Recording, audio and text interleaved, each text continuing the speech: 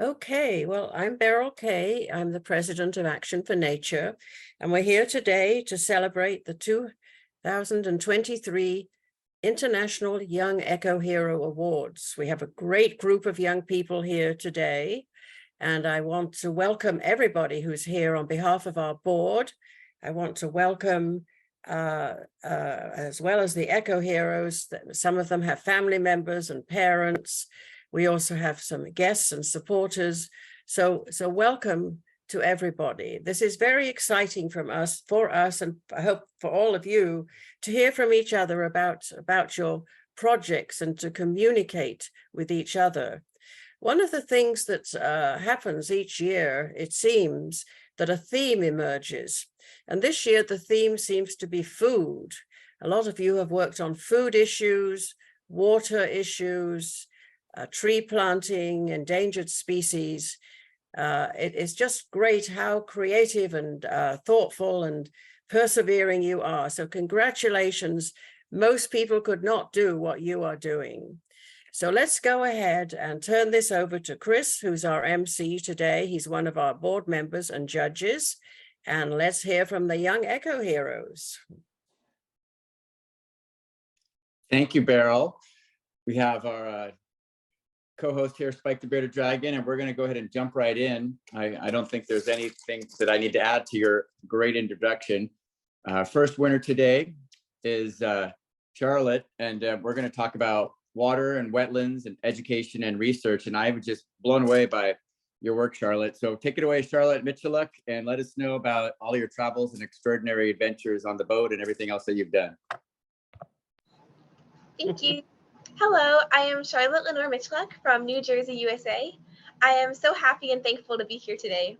My work is centered around making environmental solutions more accessible for application, whether it's through providing resources, information, or new devices and concepts for reduced economic barriers to implement sustainable options. I have been a volunteer water health monitor for over a decade, conducting biological and chemical sampling in the wetlands of central New Jersey, where sensitive salamanders breed. As time went on, I witnessed firsthand a decrease in native biodiversity. With my teaching, I work to educate and inspire others on taking action. Spending time near the coast, I also saw the magnitude of cargo shipping. Cargo ship emissions are especially harmful due to high sulfur levels, contributing to acid rain and habitat acidification. Cargo ships transport 9 of 10 items we buy. Even when not hidden behind the horizon, the massive bulk of these quarter-mile-long behemoths is hard to comprehend. The world's oceans are a hive of fossil-fueled commerce, resulting in 3% of global climate change-causing emissions. Like marine heavy fuel engines are a mature, low-cost, and reliable technology. Like the ships they power, this technology has immense inertia. What this means is while we develop long-term solutions to environmental and human health problems, short and medium-term solutions that work with economic and technological inertia are also essential. My research on cargo ship design includes a ship hull coating inspired by shark skin that improves ship efficiency by mitigating biofouling-induced drag while simultaneously minimizing invasive species transport. For the past 3 years, I have been developing the Active Vortex Scrubber Rotor, a 3-in-1 cargo ship propulsion seakeeping and exhaust scrubbing device that makes wind power and sulfur regulation compliance more economically desirable. Additionally, through my organization, Acnestis by Wind, I sail to remote nesting and breeding grounds for birds and sea mammals to clean up miles of shoreline of discarded rope and nets and organize beach cleanups. It is important for people of all ages to be involved in environmental action, especially youth. Similar to learning a spoken language at a young age, building awareness of interconnections between humanity and ecosystems early in life creates a foundation for later stewardship, a greater sense of environmental fluency. When it comes to solving the intractable problems related to stewarding our planet's ecosystems and environmental resources, we need all hands on deck. That is fantastic. I've been wanting to ask you what language you were speaking in your introduction there. You were so beautiful with it. That is my personal language that is deeply influenced by the natural world and environmental issues. That's right. To vocabulary. Did you taught that with your siblings? Is that what it is? Or just... Yes, I developed it, started developing it with my sister, and it has now expanded into a full functioning language with complex grammar and syntax. I recall that now in your application. That is outstanding. Thank you so Yes, perfect. Well, yeah, and your work is just mind-blowing. Can you explain just briefly to the layman how the scrubber works to like increase efficiency and also reduce pollution? Because it's such a highly advanced piece in addition to all the other incredible cool stuff you're doing. It's just like your multi-pronged approach here is just unparalleled. Sure. So exhaust scrubbers, typically used in both land and marine applications, are similar to filters, and they reduce the amount of particulate emissions that come out from industrial processes.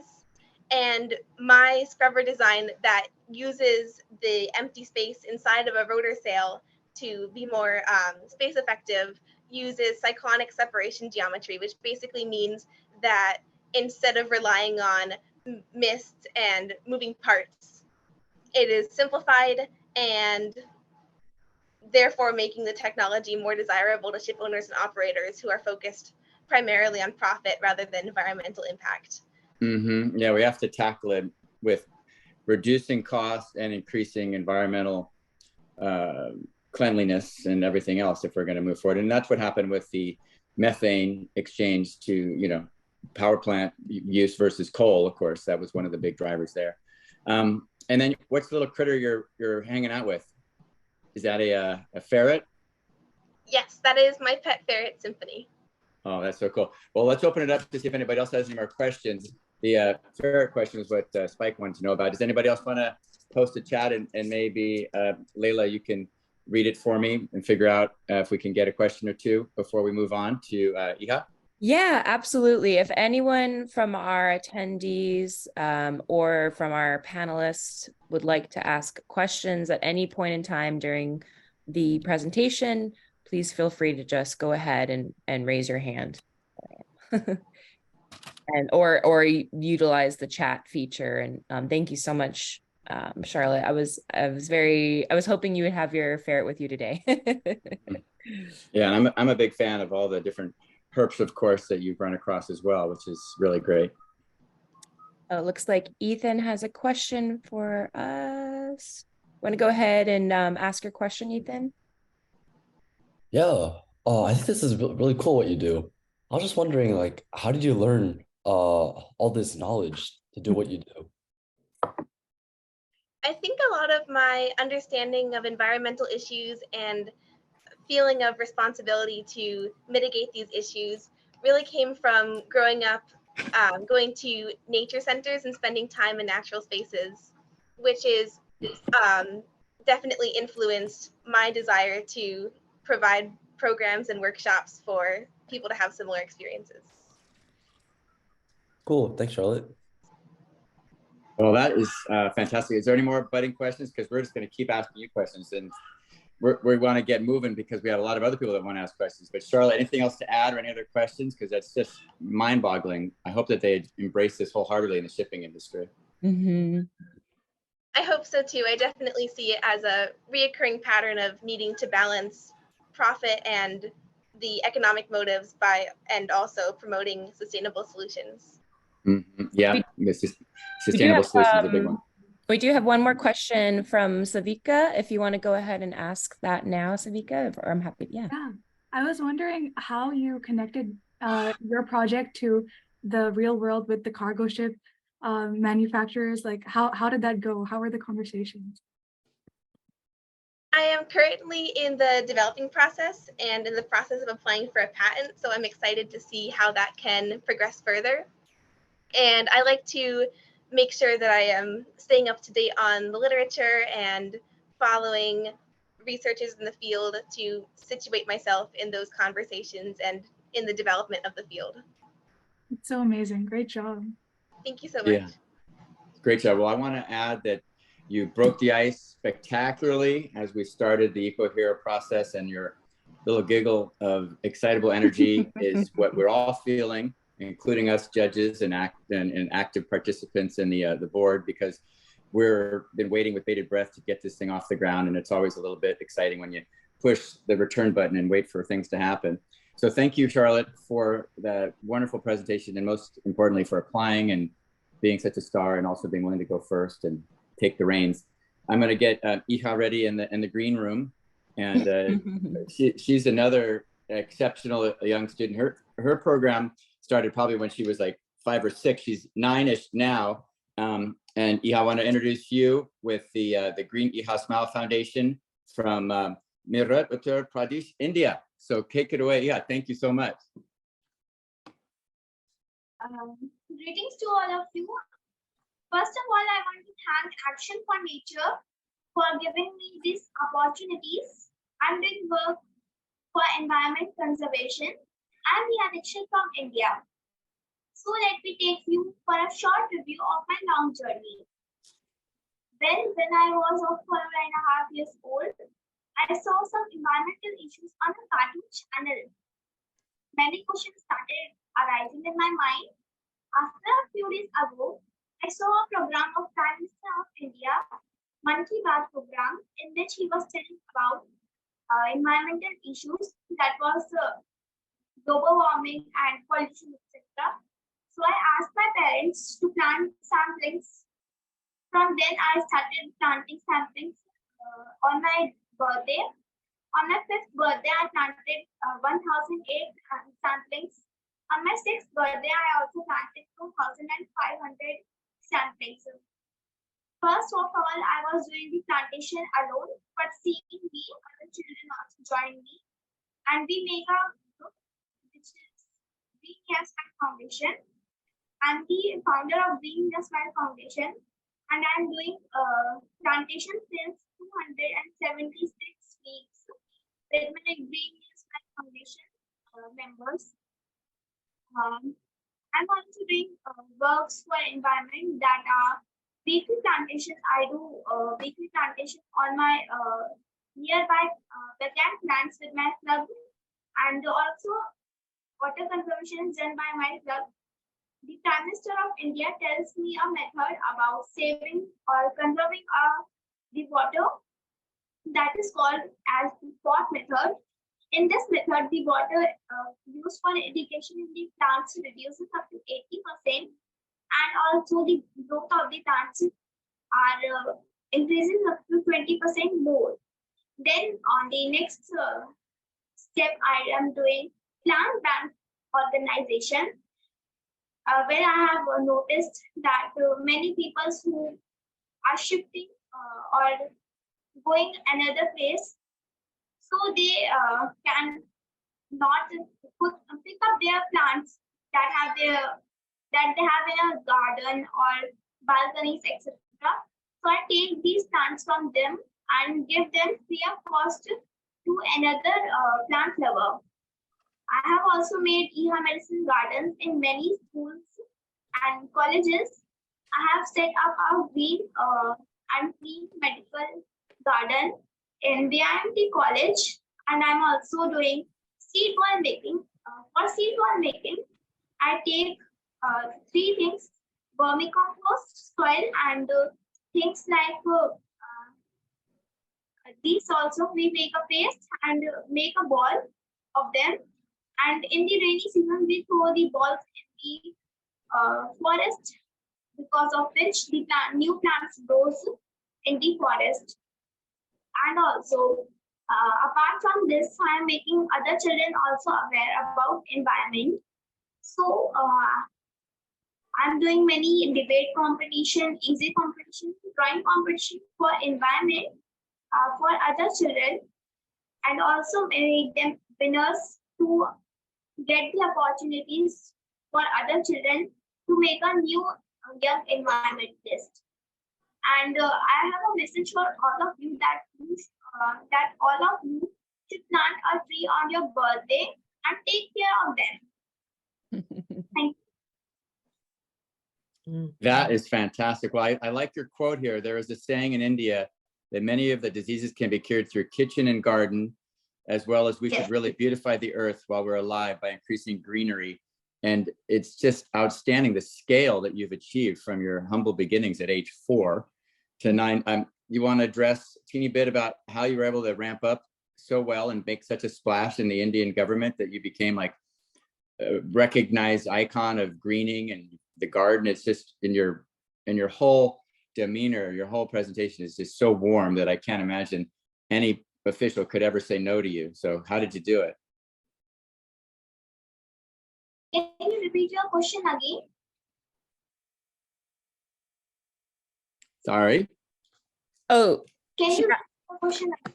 Oh yeah. I just wondered how you scaled up so fast with all the things that you did to get people involved. How did you motivate so many people to get on board with your extraordinary mission? And as I said, you're so strong and clear, and I don't think anybody could say no to you. That's all. Just wondered how you got yourself out there. So I have taken a mission to complete 20,000 plants, to plant 25,000 of samplings in till the end of this year. And also I'm aware other children. My mission is to make the earth clean and green, because in the upcoming times we will leave money and most of the richest things for the next generation. But ever have you thought that we will not need pure air or clean water for our next generation? So I want to just request from all of you that you all should make the water clean and green, and do water conservation and also plant trees. Very good. Does anybody else have any questions? I know that many of you may want to go to her description or her YouTube channel too to get a clearer picture if you had trouble hearing a few things. But did you see any questions come up, Layla? I haven't seen any questions, but if anyone has any that we don't get to during the presentation, I will say also hold them for the end. We'll have a Q&A part at the end. So if you have a question that comes up as we move along, please feel free to always ask it to the Q&A or through the chat. But also we'll have some Q&A at the end of everyone's turns. So no questions at this time that I see, but if anybody has any questions moving forward, we can definitely circle back at the end. And thank you so much, Iha. I know it's pretty late there in India, so thank you so much for joining us today. Yeah, thanks, Iha. Thank you. First place in the younger age category. I'm going to get Manya ready in the green room. And if you've noticed her beautiful picture, she's got a flash pink against the green background. So she is going to stand out as well, with another Youth for Climate Action and another one regarding plantings and getting the word out in books and in presentations and in written poetry, and just really powerful personality. So why don't you take it away, Manya? Welcome. Hello everyone, I'm Manya Harsha, and my project is Sunshine. Children for Change. We can and we will bring the change. I'm humbled to share that through my project have been able to drive a change amongst thousands of youth. We at Sunshine till date have distributed around 7,000 saplings, 8,000 plus sustainable bags. We have planted around 4,500 to 600 saplings. We have distributed around 400 copies of my magazine Sunshine, environment magazine, and 250 storybooks which are written by me. And we have also thrown around 5,000 seed bombs during my travel till date. Have also organized many cleanup drives and plantation drives, and the cleanup drives near water bodies, forests, highways, and city roads also. And at Sunshine, we aim to inspire and reach out to millions of youth for environment, to accelerate the pace of climate action, as the climate clock is ticking, alarming the signal of climate emergency. So my project is completely run on my individual pocket money, the money I have saved, received as blessings, gifts, and awards, and also a little donation from my late grandmother, Virudrama, and also from my parents. And I do have a message to the youth: don't wait for the superhero to march to lead the march of climate activism. Instead, be one. Children are the future. Together, hand in hand, let's work to combat climate change. Let's paint the world green and blue with sustainable practices, and we will bring change. I also have another project, which is each paper a day, which is a recycling campaign I started in 2020. I tried my hands on DIY vegetable paper, which is my green innovation to waste management. With huge response and appreciation worldwide, I conducted several workshops on paper making with various institutions. The workshops were initially done online in the Teams meetings due to COVID situation worldwide, but students from back to school program, SJBIT club, and various eco clubs of school benefited from my workshop. Also, I have created many competitions for more such youth who want to take the path of environmentalism. That's nonstop. I couldn't believe that you went on to make the paper as well. I've tried to make paper with our Tree Frog Trucks kids. It's not easy, even with a newspaper background. How'd you get it to bind so well? And yeah, look at that. And your books, they're phenomenal. I do have my books with me right now. Yes, we'll open one up so we can see it. Sure. So this is one of my recent books, which is The Rise of the Eco Warriors. Nice. Do you do some of the drawings as well? Yes, the cover page is also designed by me, and the illustrations inside the book is also done by me. You're just like a one-stop shop. A superhero. Fantastic. Well, I'm sure there must be lots of questions for you. Anybody have any more too? Yeah, go ahead. Oh, there's the paper. Papers. Is that, I can see carrots, and I know you did corn husk. What's the blue one there? So this is from my old jeans, which I have recycled into paper. Nice. And I have also made paper with many other peels. And till now, I've created over 300 to 400 sheets of these papers. They look fantastic. Do kids like to use them when you come to visit them in the school? You show them and they write things on them? Yeah, we have another candidate who did some really good stuff with, you know, making jeans sleeping bags, you'll see. So I'm glad to see jeans getting repurposed. That's another thing you just tackled. Fast fashion disaster. You see any questions, Layla, for Manya? Yes, it looks like Leo has a question for Manya. So if you want to go ahead and ask your question, Leo, go ahead. Hi, Leo. Hello. How many books have you written? So till date, I've written 7 books. My first one was in 2018, and my recent book was launched a few weeks ago. Amazing. Inspirational. Thank you. Very inspirational. Any other questions from the audience? Or again, all of our attendees, you can go ahead and use that Q&A or the chat feature to ask questions our way. And yeah, wonderful work, Manya. It's just incredible. Thank you so much. Get ready, Stephen. We're going to put you in the green room. Well, once again, Manya, I saw your video and I was just like, so much energy. So keep it up. And I hope that you continue to fuel your passion with your family and your grandma, as you said, helping you along from her mission and donation and all the wonderful things that your parents are doing for you. And eat well, sleep well, and keep up the good work and rest when you can so that you keep the fight going. We do have one other question. Do you have from the attendees? Oh yeah, go for it. What is your vision for 20 years from now? I know this is kind of a big question, but do you have any plans for the next 20 years? Yes, so I would love to continue my work as an environmentalist, and also I would like to pursue a career in engineering, software engineering, and I do plan to plant many trees, do many cleanup drives, and also join lots of people with me in the future. That's fantastic. Yeah, that's one of the things that Charlotte mentioned. When you collaborate, it always refreshes and keeps the ideas flowing and the innovations keep coming, and it's inspiring for everybody. So well done. Stephen Hoffman, I'm going to introduce you next.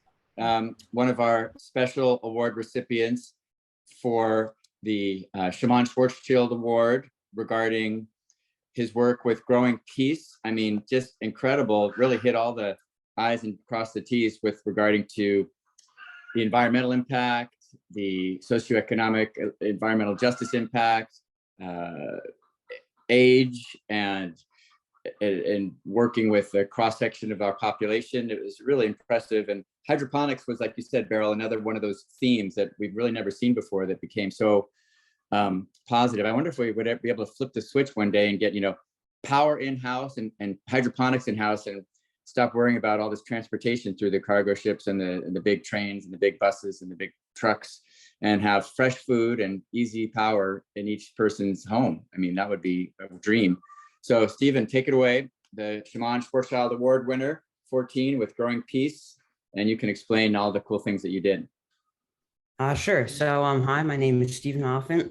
I founded an organization called Growing Peace. And what we do is we install these hydroponic farming systems where we farm foods, and we install these systems in food insecure areas and communities of need, hoping to provide them with fresh, nutritious produce, one, as it becomes more expensive, but also hoping to provide them with these financial opportunities where they can give out this produce, sell this produce to restaurants, and educate themselves on hydroponics. So first of all, what is hydroponic farming?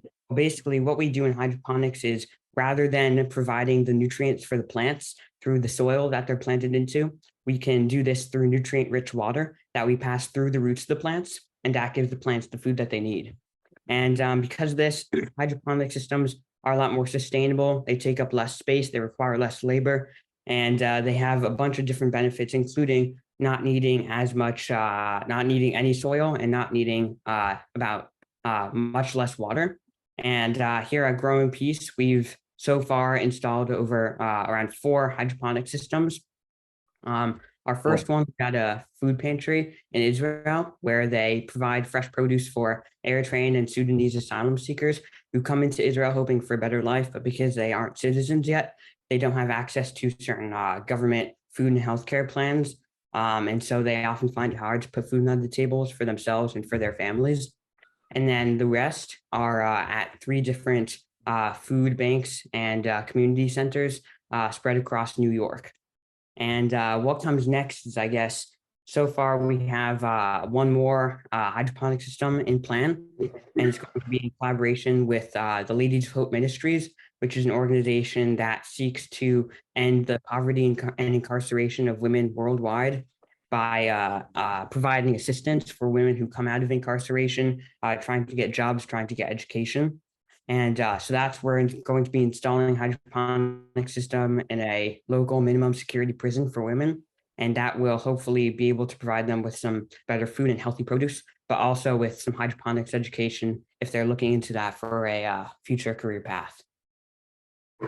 Thank you. I hope my chickens didn't interrupt you, but I think they got excited about all the food that you're growing.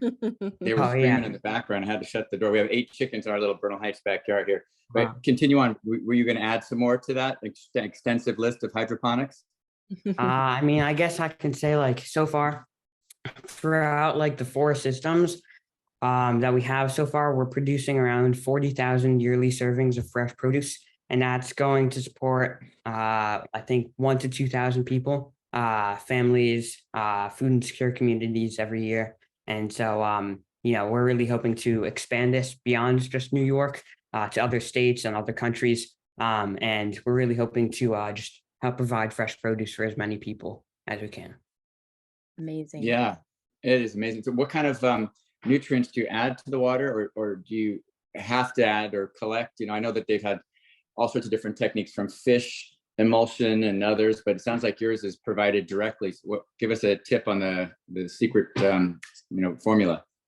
Yeah, so I mean, basically what we do is we don't make the nutrient solution, but the way that they do is that they take all the nutrients that you traditionally find in soil, and you add that to a highly concentrated solution, and so that you can just add like a couple milliliters of that to several gallons of water, and that will provide the nutrients for all of that water to be able to feed those plants. And what we in the configurations of hydroponics that we use, it's basically a long cylindrical tower, and the water gets pumped from a reservoir on the bottom to the top, and then begins to trickle down through the roots of the plants. And the lights are also provided, or do you put them in well-lit areas or sunshiny areas or LEDs? Yeah, so I mean, normally we use lights because at night we have to provide, we try to provide light all the time. It's obviously on the timer, but these lights are more necessary in certain areas that, if you're growing hydroponics in the basement or like indoors with no windows, then the lights are really necessary. But the sun, we do like try to take advantage of the sun as much as possible as well. It kind of gives new meaning to a green wall. A lot of our green walls here in California, San Francisco are like succulents to deal with a drought from outside, but you could have like a living green wall. You could just walk by the salad bar. You don't have to replenish it every now and then, of course, but that would be pretty cool. I'm just blown away by the diversity of people you've reached too, from the elderly, lower income inmates, the people that you mentioned in the Middle East. I mean, growing for peace in the Middle East, that's how many hundreds of years or decades have we been trying to figure out a way, and food sustainability is one of them. That's incredible, growing peace there. Any other questions for Stephen? Because this is a very far-reaching concept as well in terms of food sustainability, and we know that food waste is a challenge. So if we could just pick what we need when we need it, there's another savings right there. Plus it's fresh, you don't have to refrigerate it and send it off to the store from the farm. But yeah, do you see any questions coming up, Layla? So Yes. that I can Yeah, absolutely. I think our first question is from Manat. Go ahead and you can ask your question. Right. Hi, Stephen. So just a question. You're doing something with hydroponics. So what's the typical reduction in water requirement when you're growing peas using hydroponics as compared to using the traditional cultivation methods? Yeah, so I mean, I don't know the exact like how much less water you need to use, but I do know that you don't need to use nearly as much water because you can simply replenish the nutrients that you need through rather than having to use soil. But I don't know the exact thing. I could probably do some research on that, but yeah. Right. Hydroponics, I think, requires 90% of less water as compared to traditional methods. I think it will be very similar for peas too. That's a great technology. So, yeah. Thank you. Well, now I know that. Great. I love that we can be learning from each other. That's kind of what this is all about. We do have one other question. One of our judges, Roberta, what kind of produce are you growing right now? Yeah, so I mean, originally, early in the projects, like when we're still teaching the people how to maintain the systems on their own, we mostly just grow leafy greens like kale, lettuce, cilantro, mint, basil. But then as they have more experience and more practice with the systems, then we can move on to fruiting crops. And right now, in a couple of our systems, we're growing cherry tomatoes, we're growing strawberries, and that's actually becoming very exciting. Wonderful. And I actually had a very strawberry. So that's a big one. Yeah, that's wonderful. Wonderful. Well, we actually have another question from the audience. So I'll go ahead and do that. But I do have a question for you too. We'll see if we can get to it. Have you considered doing expanding to Africa? There's many changes happening there. It looks like your ideas could be very valuable to them. Yeah, I mean, definitely. We're always looking for like more places where we can try and install these hydroponic systems. Obviously, in Israel, we're helping people who flee their countries from Eritrea and Sudan. And yeah, I mean, Africa has definitely been one of the places that I'm most interested in, especially because because of Africa is one of the areas that's very impacted by climate change and not very fertile soil and not as much water. And so I think we can really make a big impact there. Wonderful. And my question, I keep it really short, is I'm just really curious, what got you interested, or how did you get involved with the women incarceration and that whole, I think that's a really powerful area where we could, provide not only, purpose, but also wonderful produce for people there. So I'm just curious how you got involved in that. Yeah, sure. So it all sort of started when after my original project at the Tel Aviv Food Pantry, I went, I was still in school at that point. I am still in school, but it wasn't like the summer or anything. So I heard a lecture from Dr. Topika Sam. She came to my school to give a lecture and about her organization. And I was really inspired by her, which led me to install a hydroponic system at one of their Hope houses, which is where they temporarily housed the formerly incarcerated women and try to provide education for them. And after that project, after it was a huge success, they're still producing hydroponic produce now. After that, she suggested she was the one who came to me with the idea of installing the hydroponic system at the minimum security prison. Well, it's just wonderful. And thank you so much, Stephen, for joining us today. It's incredible what you're doing. We're very inspired. Yeah, you're hitting so many things on the head, just like so many other eco heroes here, including the peace of mind that comes from growing and being in touch with your own food, but also just plants, right? Living things. So incredible. We're going to put you on hold for future questions. I'm sure there'll be more later. And thank you very much, Stephen. We're going to go to Leo soon, who is as charismatic as all the animals that he cares for and talks about. Leo's Animal Planet has so many YouTubes that you could probably watch it, binge watch it for the whole summer vacation and still not get a chance to see them all and see all the different faces and songs. We sang your song, Leo, at camp, at Tree Frog Tricks Camp, Wild Yourself, Rewild. I just love how you say Rewild. It's really, really cool. But anyway, Leo's Animal Planet, Leo Sordello, so why don't you take it away, because I know you got lots to say. Thank you. Hi, you. I'm Leah from Leah's Animal Planet. I have a YouTube channel. I started in lockdown 2020 during COVID, where there was a lot happening and it was all going wrong for the environment and animals. So I just felt like something needed to be done. And I started to take part in petitions, and then I started my YouTube channel, which now has got over 1,000 subscribers. I am also an ambassador for the Cheetah Conservation Fund and Captain Paul Watson Foundation. And I also work with Sea Shepherd. And working with all of these charities, I have raised around £2,000 since I started. Ever since I won this award, then I went on the newspaper, actually. I was super surprised.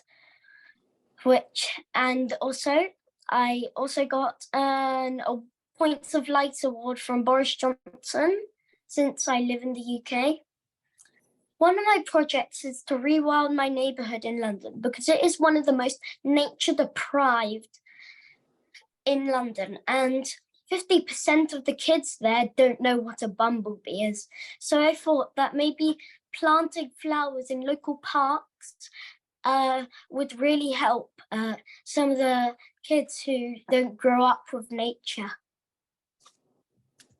I want to add before I forget that your award is the Dr. Mary Griffin Jones Award, which is one of our original supporters and lifelines as Action for Nature has been growing over the last 20 years. And man, you could have asked for a better synergy between the two of you. When you talk about all these different YouTube ideas, like where do they come from? You just get one and roll on it? I mean, you're basically being likened to the next David Attenborough in your enthusiasm and expression and way to keep positivity going and hope going and learning going. So what inspires you to spread the word like that, or how do you find your topics? Well, I started my YouTube channel by watching a show called Wildcrats, and whenever I create a YouTube video, I always look at different animals who are in danger and who need lots and lots of help. So I was thinking maybe for the next one, I could do a cicada because they're one of the most peaceful animals on the planet. And I think it would just be a perfect video. We've also done one about peregrine falcons, cheetahs, and I also created 2 songs. One is called Rewild, and the other one is called Stop the Grind. And the grind is basically this thing where they're hunting animals in the Faroe Islands, like pilot whales and dolphins. Is that in Norway? Northern? Where's that? The Faroe Islands. What country is that under? I can't remember. I'm not too sure, really. Yeah, Northern Europe, though. Go ahead. Yeah. So that is. I worked with Sea Shepherd to create this song, and it was great. We also went on a march for stop hunting animals, and we created signs made out of cardboard that we could bring on the march to say, hopefully raise money to save animals.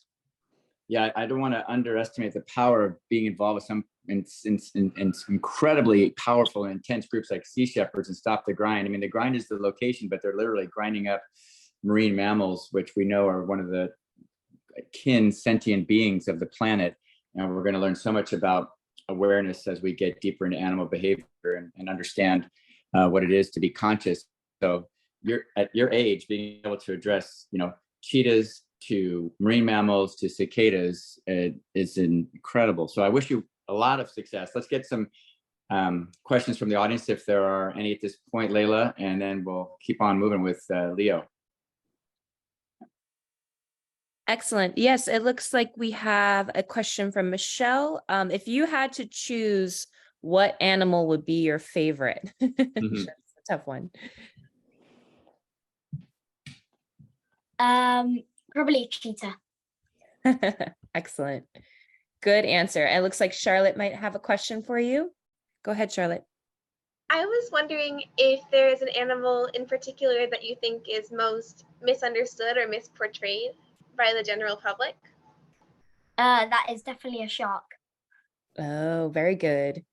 Excellent answer. We actually, one of our finalists of the Eco Hero Awards this year, the Boy Wolf Project, he is all about, re-representing wolves so that, people can understand them more because they are really misunderstood. I believe his name would Tao or Tai Le Machand. He's one of our finalists. So his project was the Boy Wolf Project, and he talks about wolves and how they're really misunderstood. So yet another animal similar to sharks that kind of get a bad rap, but are really important for our environment. So wonderful, wonderful. I think a lion is kind of misunderstood because loads of people poach them or take them just like cheetahs to be pets when they don't really deserve that. And lots of people say lions are scary because of their roar. Really, all they're to do is survive and protect their pack. Exactly. Yeah, it comes down to that education. I wore the little shark shirt today, but it's kind of silly that they have all the mouths open on it, as you know. I mean, they keep us humble, but they are so misunderstood. If you just dive in and learn about them, then they become your friends. It's just like you learn about new cultures, and they become your friends because we see such kinship and connection, and it's so calming and extraordinary, enlightening to see all the relationships. But also, that they're extremely rare attacks on people. It's just a mistaken identity, but it does keep one humble. So I applaud you for putting that out there in addition to all the other things, because if the Wildcrats can inspire you, and then other kids, and then you can inspire other kids, as you see, the snowball effect is got a lot of potential to make huge change. So thank you, Layla. Is there anybody else, Layla, waiting in the wings before we go on next to Caitlin? 1 second, let's see. We have 2 questions here. Actually, one comment. One of our longtime supporters, Laura DeGaldi, just wanted to let you know you are her hero, and she's volunteered and rehabilitated wildlife license for the Colorado Division of Wildlife, and you're just fill her heart with joy. So that's just a general comment from our audience. So wonderful, wonderful. And then we do have a question from Nico. Do you have any insight on how to repopulate bees in areas where they have disappeared? I think that's kind of a tough question, but if you have any insight around bee repopulation, we would love to hear from about that. Well, I was thinking about planting flowers with my friends as well, but not really, not that much, no. Yeah, wonderful. Well, thank you so much. Thank you. Yeah, I was totally inspired that you got to work in your neighborhood. It's like, if you're out there doing work in the neighborhood, they keep the adults, they're going to look at you and be like, oh, I better get involved, you know, they will stop throwing trash, or, you know, just whenever a child takes initiative and just does things without any question, without any issue, it usually gets the heads turning of the adults. So you've got our heads turning, that is for sure. Caitlin, I want to bring you on board now. Caitlin Colbert, I was just talking about bees here, super excited about your work with not just honeybees and pollinators, but then the scientific innovation and outreach that you've done in the investigations and the different ways to help them against the virus that has been so deleterious and just dangerous for the bee population and the different hives. It has so much potential. And as you know, like plants and honeybees inextricably interwoven for the production of more plants and more food. So take it away, Caitlin, and let us know how you got into honeybees and how you're so comfortable and confident with hives buzzing all around you. Yeah, of course. So hi, everyone. My name is Caitlin Colbert, and I'm from the state of New Jersey in the United States. So my project was titled Honeybee and Pollinator Health, Scientific Innovation and Outreach. So it features not only focused on scientific research, but also on community outreach. So bees are extremely important pollinators, as we all know, especially for agriculture, as they account for nearly $15 billion in just the US alone. However, unfortunately, honeybees have been disappearing in what is known as colony collapse disorder. So my research has been centered around what is believed to be the #1 killer of honeybees, the varroa mite, and the use of thymal-based essential oils and mist diffusion to combat varroa. However, since science cannot operate in a vacuum and publications can only go so far beyond the scientific community, to me, equally as important as research is also bringing awareness and action surrounding honeybees and the pollinator crisis to my community. So I'm the founder and student leader of the 4-H Busy Bee Beekeeping Club, where I bring students out to a beehive that I have established at a county park. The average age of a commercial beekeeper is around 55 to 60 years old. So my efforts in 4-H are designed to help develop and foster an interest in bees and other pollinators to kids. I also provide educational presentations to my community about bees, the importance of native plants, and the need to provide a healthy environment by planting pollinator-friendly gardens and reducing the use of pesticides. So today I have established 2 pollinator gardens. One garden is 2,500 square feet and contains over 600 native plants. And I'm currently working with other parks to establish more pollinator gardens.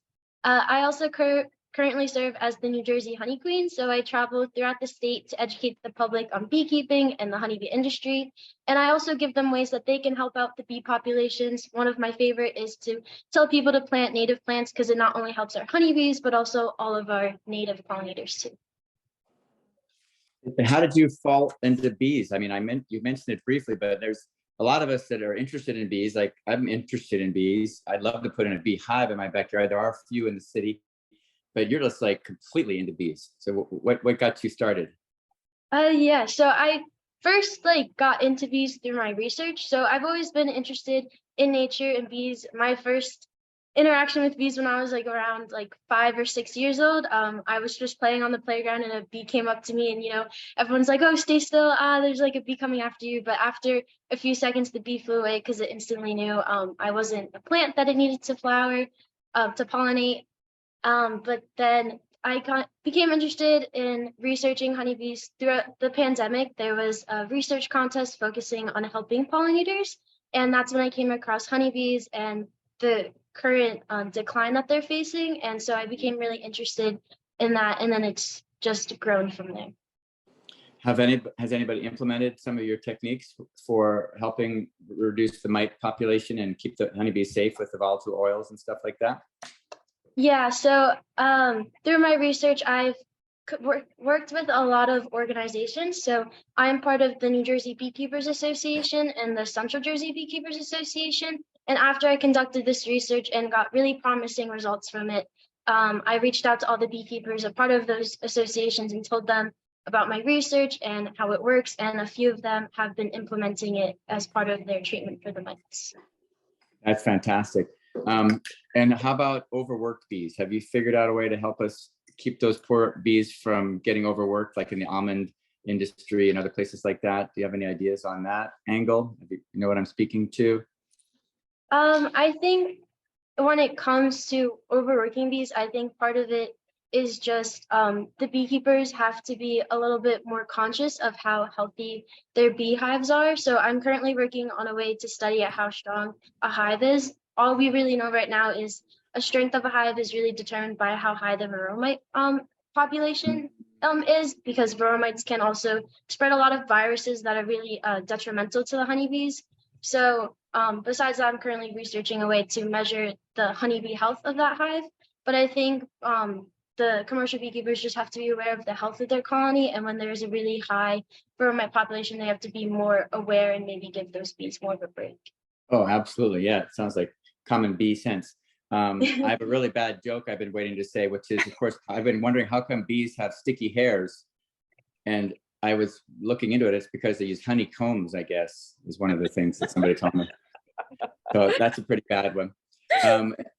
Thank you very much. Can I get some other questions from the audience here? Yes, we have a question. I think the first was Leo. Go ahead, Leo. Go ahead and ask your question.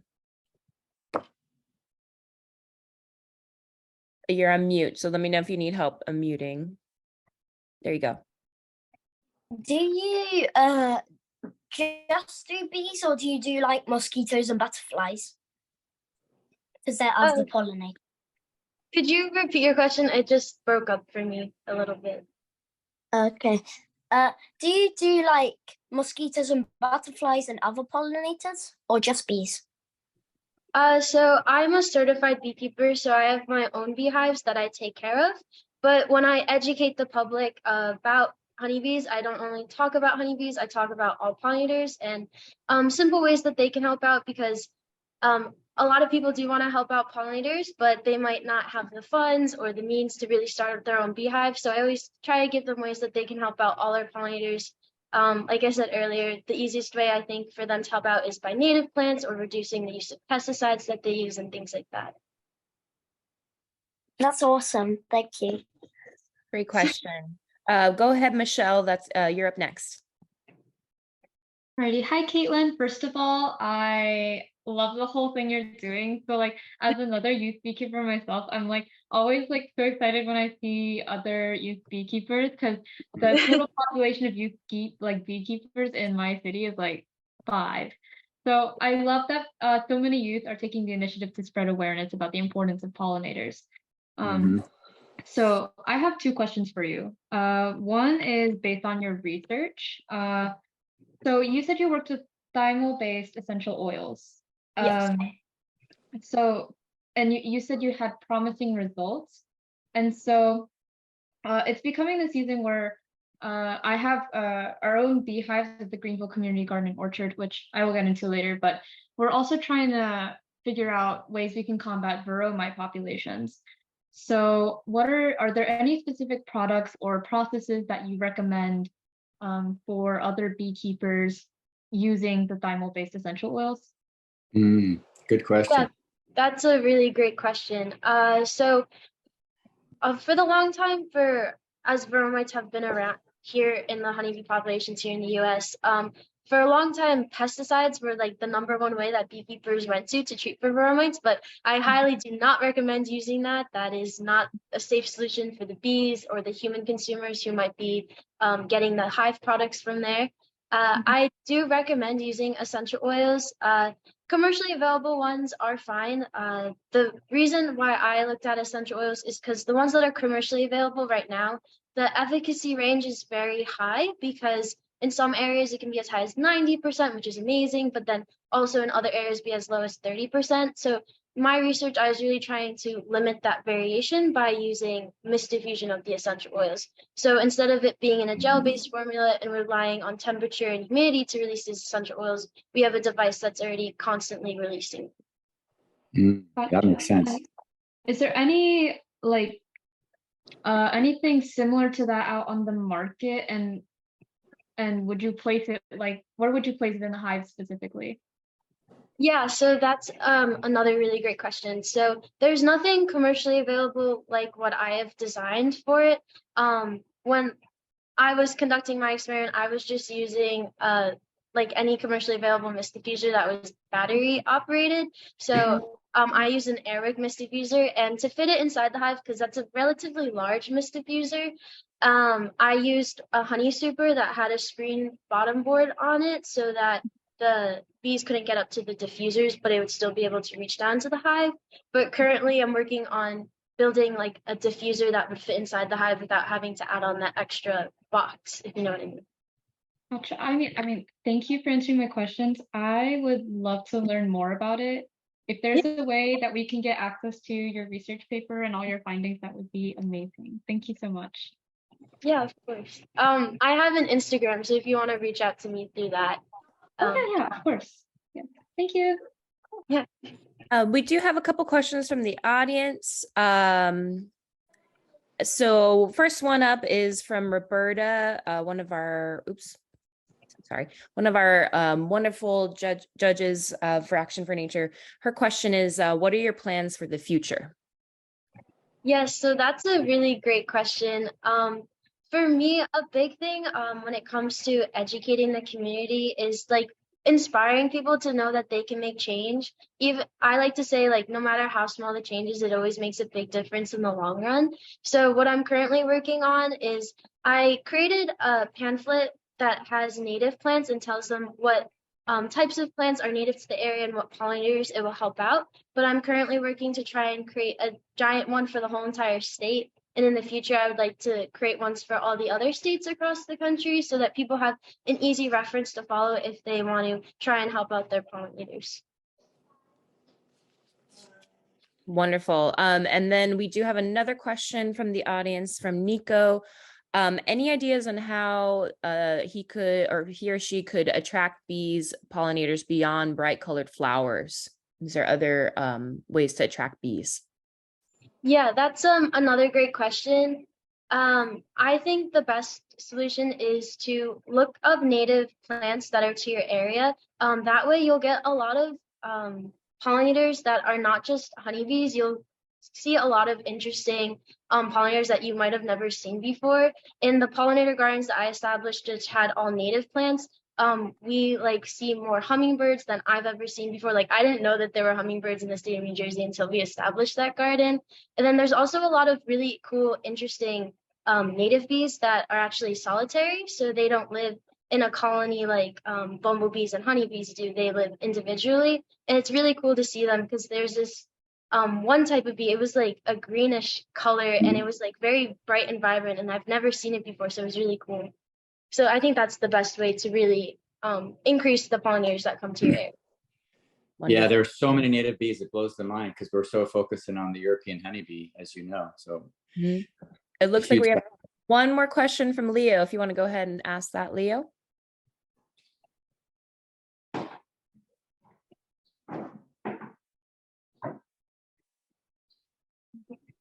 There you go. Do you educate? Where do you educate? Like, do you do it in New Jersey or any other places? Yeah, that's a great question. So I go throughout the state and I educate in New Jersey, but I also have a YouTube channel that I run called Katie's Adventures in Beekeeping, if any of you want to check that out. But basically, I take my viewers along on my journey in beekeeping and give them little fun facts about beekeeping, how they can get started. And so those are the two main ways that I educate people. Thank you. Wonderful. Well, thank you, Caitlin. We could keep talking about honeybees, right, Layla? There's so many good things. This is another example of the synergy of all the innovation and talking, working with Michelle and her community for environmental sustainability. And then of course, the idea of bees relating to the bigger picture of food. It's just all connected in such a positive way. And it's really inspiring. On that note, I'm going to get Karnav off in the green room too, as we say. Another gentleman who's just exceedingly bubbling with enthusiasm. And I know his main goal is to create awareness as well and take that big step forward on the journey. So I introduce you now, Karnav Rastogi. Each one read one to plant one. Go ahead. A tree as big as you can reach starts with a small seed. 1,000-mile journey starts with a small step. I took that small step by reducing my carbon footprint first. Yes. Hello everyone, I'm Karnav Rastogi, a 14-year-old from India. I had started a project titled Each One Read One to Plant One on June 5th that happens to be Environment Day. Last year, with a strong belief that students are the biggest champions of change. The main goal of my project is to create awareness among students about climate change and encourage every student to plant one tree. I have formed a 4P framework for this. It includes people, process, participation, and promise. People. My target group of people are school students. Process. I take workshops to create awareness. I have covered many schools, NGOs, and orphanages across India. Participation. The student reads the books and understands how grave the situation is. He or she plants one seed and puts another seed in the seed packet and gives it to the other student to show the participation.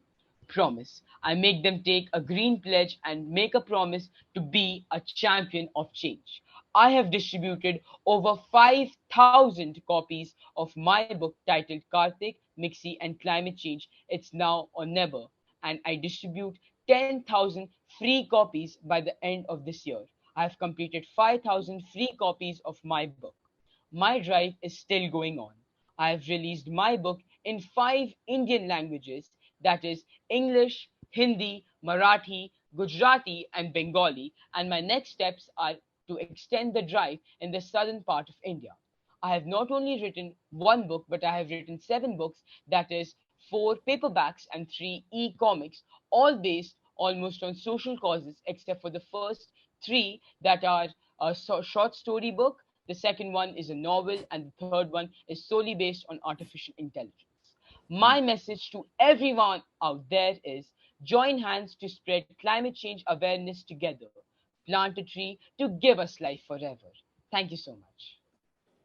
Amazing that you're reaching so many people with so many languages that we in America barely even understand the reach of the broad linguistic base of India. And you being in Mumbai, you're very centrally located, I'm sure, to reach all those different things. How in the world have you been able to distribute and print so many of these different books? And I'll say that is definitely where it's at in education, inspiration. So let us into your secret. So I began from last year. So I was able to cover many schools. I began with schools because I'm a school student myself. So I was able to cover many schools, which covered up round about 3,000 to 4,000 copies. And then since round about last 3 months, I'm a chess player who represents the state of Maharashtra. So I have been playing various tournaments, and there also I have been awarding the first 3 of each category, that amounts to around about 50 to 100 copies per tournament. And I play every Sunday. So with that way, almost if you count, we get 500 copies a year. So I have been able to extend and broaden everything with the help of the resources that I had. Yes, and as you started as a young age here too. And your passion just shines through every single time I hear you talk. So that's also, I'm sure, very infectious for everybody that you're working with. And I love how you've done the e-comics, and you've got Mixi and the Monster, Journey About Ocean Pollution. You make it accessible to the kids, colorful and interesting. And it definitely sparks their appetite in a positive way versus hammering them over the head with all the negativity. Like you said, you want to create the champions of change by introducing them to these possibilities. Any questions right now for Karnav out there, Leila? I don't see any questions coming through. If anyone has a question now, go ahead and raise your hand, or we can move on and we can ask Karnov questions at the end. Any other questions? What's the next step, Karnov, for you after the books and the outreach? Do you have another plan in the next 5 years as you move forward in your education about giving them the tools to plant these and to become people like you know, to replicate your enthusiasm in them? I see that you've got the pledge and the promise, which I think is so powerful, because once you make the promise, you know, you want to carry through on it. Do you have any ideas on how you're going to create more and more promises with these kids or work forward? I will surely be continuing writing, not only as a hobby, but I have passion for it, and I will be prioritizing writing over the scale of 5 years, because these are the most important 5 years of my life. I need to prioritize studies as well as writing as a passion. I would thoroughly try to improvise first on the southern languages. That is my aim. And then I would be covering various social causes that hasn't been touched yet. And also have been enlightened by the other social causes, such as bees, as the topic that was taken just before me, of how nature is very diverse and vast, and I have just covered a small part of it. Yeah, absolutely. Just as the languages are very diverse, and I'm sure, once again, to speak how important it is to have it accessible. There's so many mainstream languages that get thrown out there, but we really, really miss the base of many people who don't understand English or the main languages that are being spoken in India as well. So I want to congratulate you on that, and very, very importantly, mention how important your enthusiasm is. That goes a long way, keeping everybody active. We're going to move on then to Michelle's song, because we have so many people still to go and only an hour left, halfway through. Take a stretch, everybody. Maybe touch your toes, do a little Rastogi Mixie Monster dance. And we'll bring you into the green room right now, Michelle, if you're ready. And I'll introduce you. You've already had a chance to speak and ask some questions about your Community for Environmental Sustainability, or CFES, which is very far reaching. Go ahead, Michelle, take it away. All righty, thank you, Mr. Chris. So hi, everybody. My name is Michelle Song. It says 15 there, but I swear to you, I'm 17 now. I'm a 17-year-old senior from Greenville, North Carolina in the US. And my project is called the Community for Environmental Sustainability, which is a mouthful, but in short, it's called CFES. And CFES encompasses a wide variety of solutions to combat climate change, as well as environmental sustainability education. It also focuses on providing sort of a hub or platform for other youth advocates who are interested in youth leadership, environmental advocacy, and also community service. And they just might not know where to start. And so CFES started with my interest in food insecurity. So I started volunteering out in the Greenville Community Garden and Orchard with numerous other organizations based off of community service. And as I continued doing it, I realized that food insecurity is a tough topic. It's not talked about, and there's a huge stigma around it, particularly in public education. And so I took that, wanting to change that, while also providing accessible environmental education to a particular youth, but every community, and started working more heavily in the gardens and orchards. So now CFBS helps maintain and grow, harvest, and distribute fresh produce. We have donated over 4,500 pounds of fresh produce to local food pantries and, ooh, dog. Sorry, but he's interested in your topic, the 1 hour transition period. Yeah, well, Tommy's very cute. But anyway, so yeah, there's the food distribution system, but also now we also help host STEM, science, technology, engineering, and math education camps in under-resourced communities, as well as dabbling into unconventional ways of combating or ways of sustaining the ecosystem. So that could be a range of topics, but there's also beekeeping involved. So that was a new one. And so now we have 2 hives plus a native beehive or house, I guess, in the gardens and orchard to raise awareness about the importance of pollinators within pollinator gardens, and also raising awareness about native bees, which aren't as talked about as much as honeybees, but are also equally as important. So yeah, so it encompasses a lot of things. And also I would love to thank Action for Nature for this incredible opportunity as an International Eco Award finalist. And thank you so much. I would love to answer any questions. Absolutely. Well, thanking Action for Nature, we appreciate that. But I want to thank you and also find out how Love a Sea Turtle or LAST helped to inspire you so that maybe other kids could get a little springboard, you know, so they don't have to start from scratch, but they get elevated through that type of organization.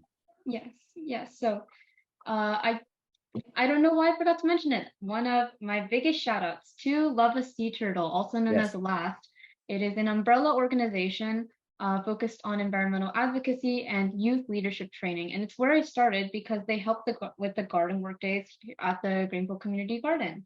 And there are these two amazing individuals, Mr. Dan and Mrs. Kay, who help run it alongside many other youth leaders and volunteers and community members that really helped push forward the start of CFBS, because another great thing about CFBS is that it stresses, and Love a Sea Turtle, is that it stresses the importance of youth adult partnerships. And through their support, not only monetary, but emotional, mental, and for just real life skills, workshop skills, public speaking skills, I was able to kickstart this organization, and they've helped kickstart so many other organizations within Eastern North Carolina. So definitely very important to have a very good support network. And that's what I want CFBS to be in the future.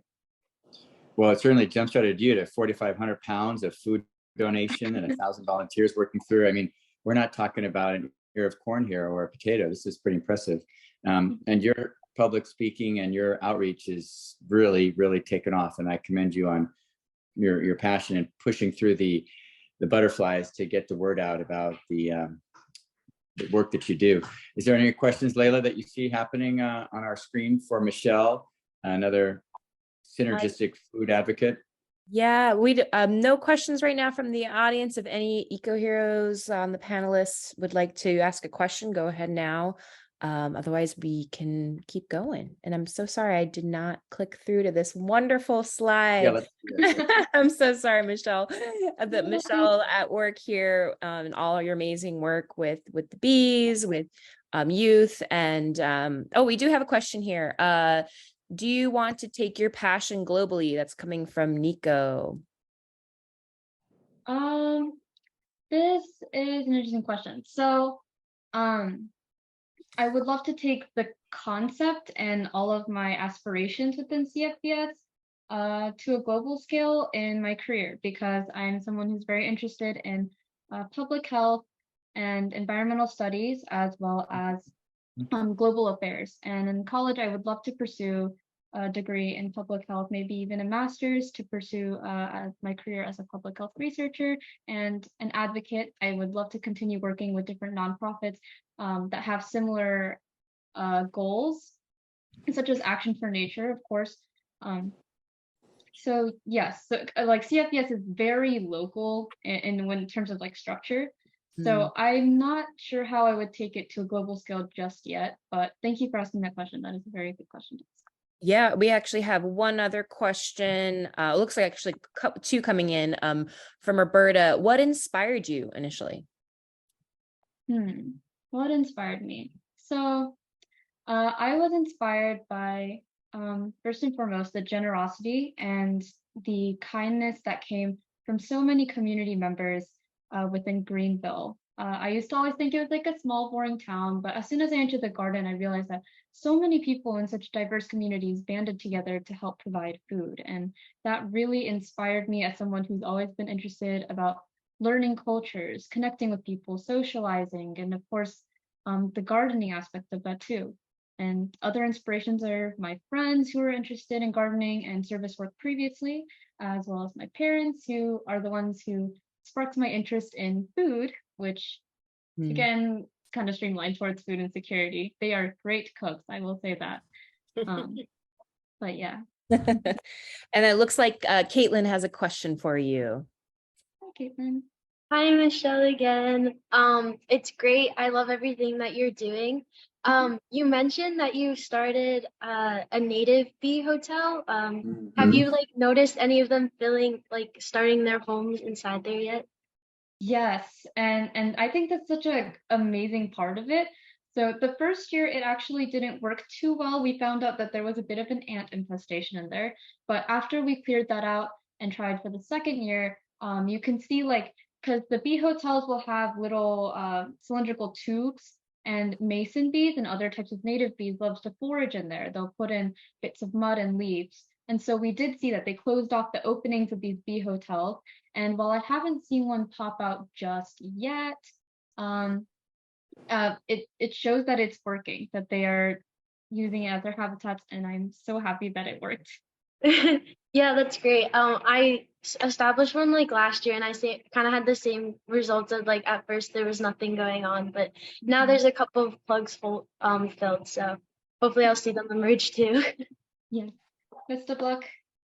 Yeah, it speaks to how important it is to create structure for the animals. You know, in the past world before people, there were so many things, brush piles and trees and limbs and twigs and such, that the structure was there. But in our fastidious, strange human ways, we like to cut things down to 2 inches to the ground and clean them up, and that's it removes a lot of the structure they need to make their homes. So that's another big push out there. And I was thinking about scaling. You could scale up simply by being a model like you are, and then the last group, the Love a Sea Turtle, will be helping youth connect with adults. It's a similar thing in other nation or other places and nations, I'm sure, to see that you were successful. Somebody else might go, aha, I can do that. So maybe just even the inspiration that you're providing is, pardon the pun, a seed that will grow into many other CFESs around the world. So just keep that under your hat and keep blowing on the blowhorn about all the cool things that you're doing. And I think you'll find some traction. We're gonna get Manat ready in the green room now too, because she's gonna help water your garden right now with some of her gray water. And I'll tell you what, this is no small nut to crack. I've been trying to figure out how to use gray water easily in my home, and I simply just get buckets and buckets, and I haven't got the plumbing down yet. But Manat Kaur, I want to introduce you for Indigenous Gray Water Home Treatment Plan and how you're able to keep the plumbing in place, but get the gray water to be useful for the rest of the garden and the rest of the uses that you put it to. Go ahead. Great, thank you. So one of the quotes I came across about 2 years back was, "Water is life's matter, matrix, mother, and medium." And I think this quote has always stuck with me, and it summarizes everything that I've been working towards. It's sad to see that there are a lot of regions across the globe facing acute freshwater shortage. We all know that water covers 3/4 of the earth, and out of which only 3% is usable fresh water. And at the same time, the cost of treating that water is very cumbersome, with problems like desalination, energy in pumping water, leakage of fresh water in the supply network, spillage of sewage, treatment of sewage, and other running costs. This in turn leads to a large quantum of carbon emissions, as was evidenced by a lot of reports put forth by the EPA, the Central Electricity Authority of India, among the others. To solve this issue, I came up with an indigenous, sustainable, cost-effective solution, as on the slide, called bilge vessel and scupper valve, which are two comrade in arms that collect, filter, and reuse grey water generated in a household, helping fight the water crisis without requiring any major modifications in the current home plumbing system. So one part of it, that's the scupper valve, makes it easy to collect the grey water from all the sources in a house, be it from the shower, the washing machine, kitchen, or any other. And bilge vessel, which is the second part of it, is a 3-bucket filtering system that allows us to treat the wastewater at the source using the concept of baffle filtration that involves the use of physical barriers or baffles to treat wastewater. This treated water can in turn be used for non-potable end uses like mopping, irrigation, flushing, which was validated after checking the pH and the turbidity check of the treated water. Finally, I feel this solution essentially decentralizes the wastewater treatment process that we have, helping reduce the freshwater demand, the wastewater output, as well as helping us mitigate the climate change impact by reducing the operational carbon emissions associated with freshwater supply and wastewater treatment. besides urban household, I feel this solution is best suited for rural areas and remote areas of underdeveloped countries too, which lack advanced sewage treatment facilities and water needs to be pumped over long distances.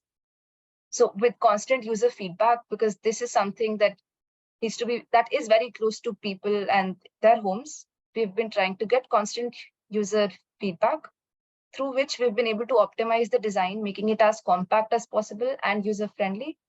And we hope to keep that going so that the product is something that can be bought off the shelf in the years to come.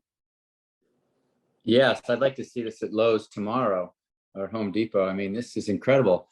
And then, of course, we'll get somebody in there to beautify it and make it a beautiful tower so that people want to have it and put it on display and say, check out my cool gray water system here. And you'll get plenty of people, I think, that'll jump on that for sure, especially where I live here in San Francisco and in California and the West in general. Very, very, very, very, very intriguing and promising work. Any other questions? For Manat coming up at you, this relates directly once again to the food, water use. I mean, wouldn't it be great to have this water going right into our hydroponic setups there? I mean, it's got endless applications. And your quote, can you say your quote again about the matrix of life being water? Because I thought that was really, really, really cool. Yeah, the quote that went like, water is life's matrix, matter, mother, and medium. It's so true. Anywhere there's water, we would think there might be life. Any questions for Manat then? Yes, it looks like we have another question from Roberta. Do you offer workshops to different communities to teach how to build your system? Great question, Roberta. Right. So we've been trying to do general awareness on how treatment process is generally not energy efficient, and there's a lot of carbon emissions and operational carbon emissions associated with the treatment. However, for developing this project by communities, that's not what I have on the cards yet, because I wish to first have the best design and the layout possible for it. It's funny, I did not share the latest images of the design and the installed system with the Action for Nature organization because I think I missed that. But then first on cards is to make it as compact and as sleek as possible so that I know what I'm offering and it's easy to replace and treat wastewater at the source. And you were able to deal with some of the concerns over odor and other things through your activated charcoal and things like that. That's what I mean. Your before and after glasses are pretty dramatic. Have you found that to be sustainable over the weeks that you've been using it in your home, for instance? Yeah, so it's majorly been the filter media, which is in a transition from the year I've been working on. So initially it was something completely different, which is there in one of the images here. But then one of the latest things has been a major modification with the filter media, which has allowed us to make it easy to replace the filter media whenever it decays. And at the same time, have the efficiency of the filter media way better. So yes, before beginning on the project, it was very important to have a few of the barriers that were barriers from the users itself for why they would not want to have such a system in their homes. So first we tried to do that so that we knew what were the exact pointers we needed to work on. So yes, we've been able to tackle most of them and we hope to solidify them in the years to come so that yes, we have something that is okay for the users to have in their homes. That's fantastic. How many people do you have using this, like family members and friends? Have you scaled it up a little bit to get some ground truthing going on? So when we had the initial setup, yes, we did reach out to my locality and a few of the neighbors. But then now, because we again have additions being made to arranging the filter media using the concept of baffle filtration, it's not functional. It's just functional in my house where I'm trying stuff, checking it, and seeing how well that works out. Once something of that sort is done, I would look to implementing it into other homes too. That's fantastic. Well, I applaud you for your ingenuity and also your patience for having to bump into the 5-gallon buckets every day and get a new idea from them, right? I'm sure you have to step around them and your parents and your friends are like, okay, what are we going to do next? So it's got a lot of potential, a very, very, very huge amount of potential. I mean, probably someday we'll look back and go like, we washed our clothes and flushed our toilets with fresh drinking water. Were we crazy? You know, why didn't we use the gray water system? So I'm really looking forward to hearing more about you and putting one in my house in particular. We're gonna we do have yeah, we go actually ahead, have a couple questions. Yeah, go ahead, Michelle. Michelle has a question for you, Manat. Hi, Manat. First of all, this program is so cool. I mean, gray water filtration systems aren't typically talked about when it comes to water pollution, but again, it is so cool that you're able to like have this such a clear glass of water. But my question is, what are some potential improvements that or adjustments that you want to make in the future for this system? Okay, so I think this is very related to what my future plans are with this project. Yeah. So as I said before, there are two components of it. One is the scupper valve. One major thing of flaw I find there, though that is functional, but then it could be made even more sleek as possible. So that's on the cards as a future plan.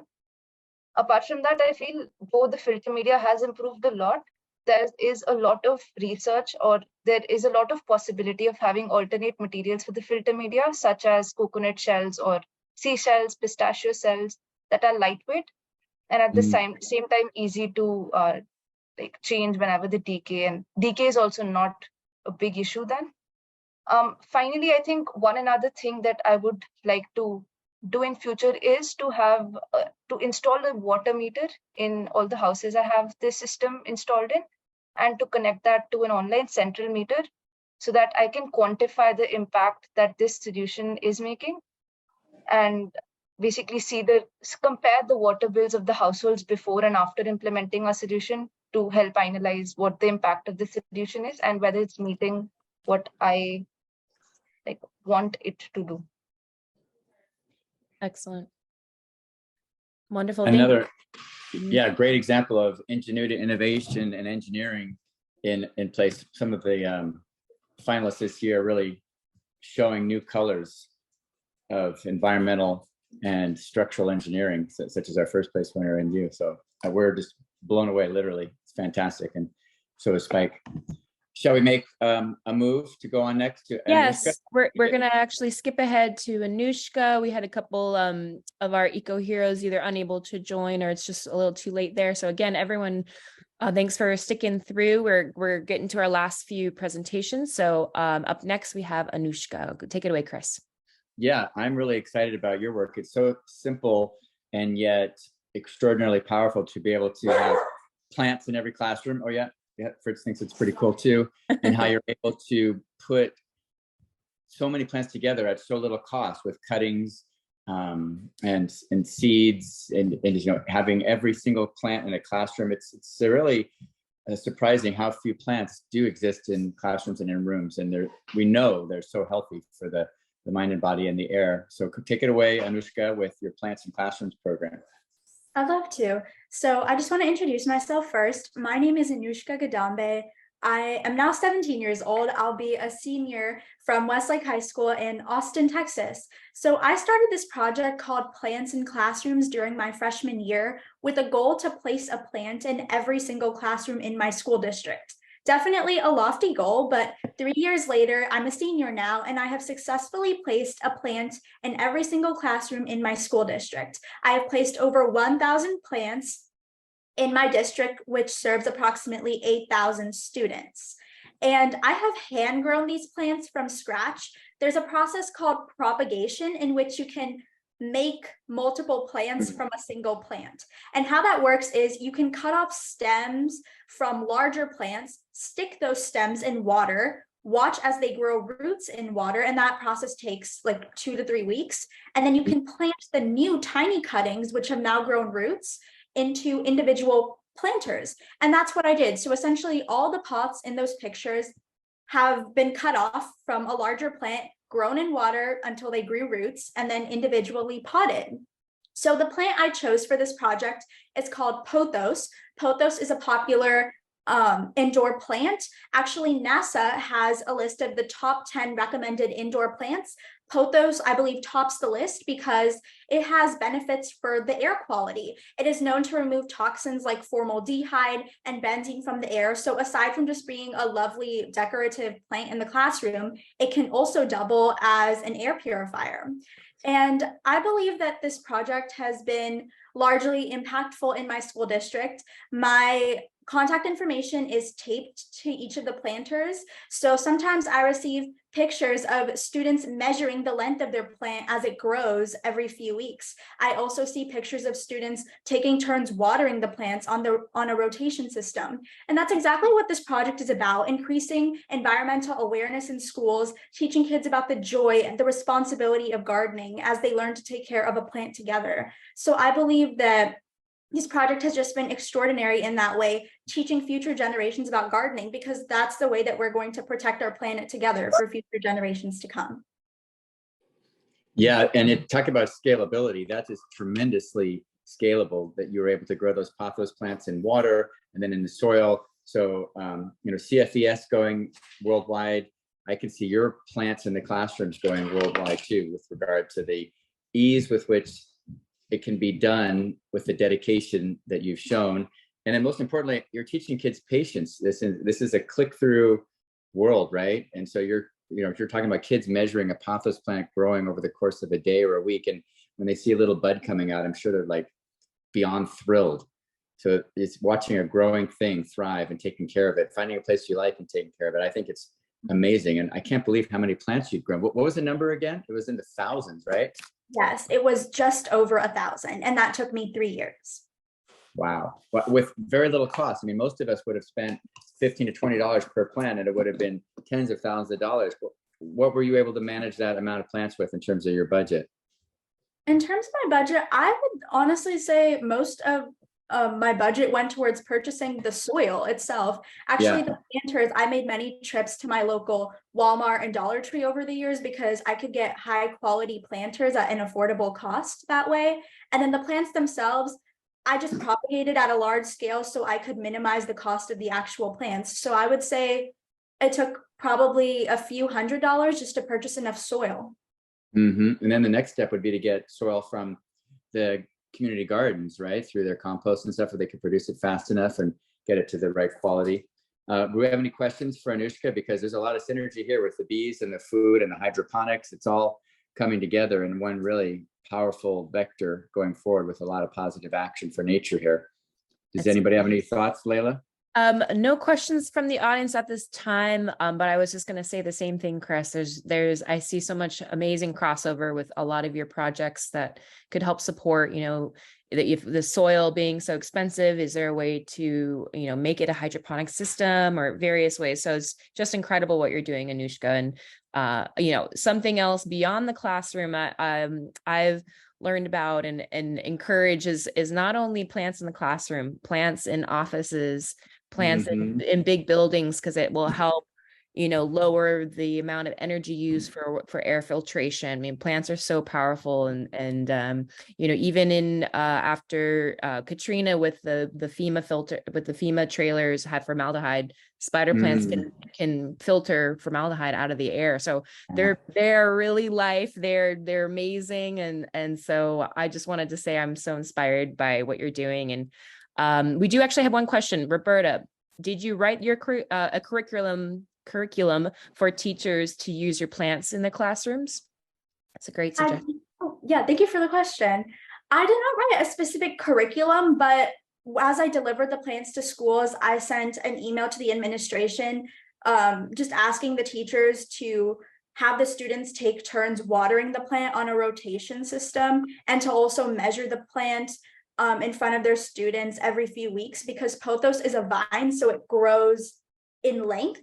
So they could measure the plants that way through like a ruler. And it was more to create a bonding experience between the class. Like, think of a classroom pet where the classroom takes care of a pet together, but now it's a classroom plant where the class takes care of a plant together. So there wasn't a specific curriculum, but it was just to create a bonding experience between the class as they learn to care about plants and the environment together.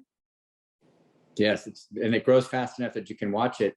I was just thinking about soil. We use cocoa peat for our animals at the Animal Rescue Center. And, if you took out some of the high nitrogenous waste, that could be another great soil piece. So you might get lucky if you start connecting with any kind of zoos or vivarium in addition to the community gardens to get quality soil. But I know that for the classroom, you want it to be free of any kinds of weeds and other things, or be too strong in nitrogen. What would one of your tips for people to grow pothos? Just a real simple green thumb approach to allow others in their home to start doing this. Yeah, so my biggest tip is less is more. I used to think before I got into plants, I would wonder why my plants would always die. And it was because I was actually overwatering. A common mistake people make with plants is that they think plants need a lot of water to be happy, but actually with most indoor plants, the less water you use, the better. And then the less sunlight you give them, also the better. So actually what happens when you overwater a plant is that the roots get so soaked that it could potentially give your plant something that's called root rot, and that could potentially damage your plant, the roots, and the root system. So I would just recommend, if you're starting out with a pothos plant, less is always more. If you want to try propagating, you would need to cut the plant at a little stub on the stem that is called a node. So if you cut just below the node, just below that little stub, and you stick it in water and you watch it grow roots, then you can pot it into a new planter and just keep going with the less is more criteria. Less sunlight is more, less water is more, and you should be able to grow a pothos. Wow. I've been doing it wrong all these years. Yeah, we have lots of pothos plants and with the frogs and things like that. And some can grow right in the water in the tanks, and it's good to have them in planters too. Very good. Is there any other questions for Anushka Gadambe with her plants and classroom, which I'm very inspired by right now? That's Otherwise, it. Yeah, we can move on to, we have Ethan up next. Thank you so much, Anushka. Yes. Appreciate that. Thank you, Anushka. And I love your picture of all your plants. And there's so much potential here, so much potential in so many ways. So Ethan, yours is really close to home because right now in my hallway, I have 4 or 5 uniforms for my son's Sacred Heart Cathedral school. And you help our planet Earth with the uniform program, I thought was just brilliant. It's kind of like we have a little Chloe's Closet here where little children, preschoolers and babies get their clothes reused because they're very gently used. Similarly with uniforms, as you said, you kept growing out of your uniform and you kind of started realizing, well, what can we do with these? So take it away, Ethan, and tell us how this is, it has grown in your neighborhood and with your community. Yeah, thanks, Chris. Actually, Sacred Heart, I think my school plays them in football in a couple of weeks. But anyways, I bet. Hello, everyone. I'm Ethan Paul. I'm 15 years old, a rising sophomore in San Mateo, California. I'm the founder and head of the Hope Uniforms program. And first of all, I'd like to show you guys the problem that I faced while growing up.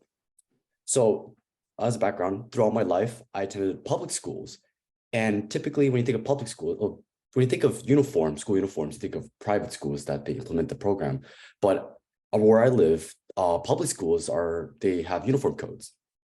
And I'm a strong believer that school uniforms, they offer many important virtues, including enhancing school pride, unity, community spirits, but they also keep students focused on their education and on their clothes. So it does offer many benefits. And the schools I attended had a large diversified student population, from Latino to Asian, rich to poor. I had friends from all walks of life. But as we grew up together, one thing I noticed that we all too quickly needed new uniforms. I remember one winter, I remember asking one of my friends why he wore shorts when it was just freezing cold outside. And he answered he didn't have enough pants to last him until laundry day. I myself encountered a few problems. Like I grew up, my childhood was full of my ankles peeking out from under the cuffs of my pants. And I frequently outgrew my clothes. I was tall for my age. And my parents would buy me new ones. And I realized that the uniforms I outgrew so fast that they were still in pretty great condition, yet they were still destined for landfills. Mm-hmm. So every time I moved to next size up, my parents needed to buy me new uniforms. And of course, this over time added to a lot of textile waste, a lot of financial waste.